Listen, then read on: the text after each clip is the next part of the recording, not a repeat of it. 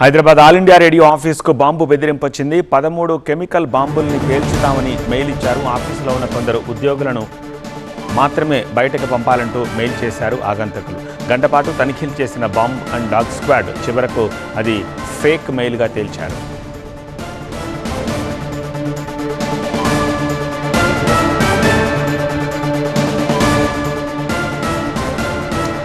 Hyderabad all India radio ఆఫీస్కు bomb బెదిరింపుకు సంబంధించిన breaking ఇది.